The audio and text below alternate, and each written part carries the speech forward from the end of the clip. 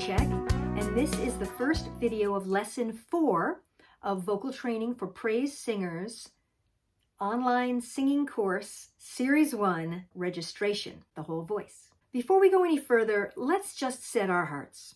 In Romans 12:3, it says, "For by the grace given me, I say to every one of you, do not think of yourself more highly than you ought, but rather think of yourself with sober judgment, in accordance with the faith God has distributed to each one of you."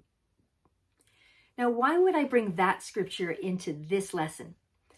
Because we need to have a sober judgment of where we're at with our vocal skills so we can move forward.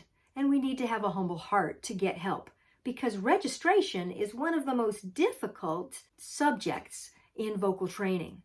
If you haven't had much vocal training before, chances are you have a big fat break and you try to go from your lower voice to your upper voice, and you can come into a lot of resistance in that transition. So because this can be such a difficult subject and can often cause a whole lot of vocal stress and even damage, it's important to have a sober estimate of where we're at now and be open to getting that help that you need to go the next step, whether it's a private teacher, courses like mine, YouTube tutorials, or all of the above.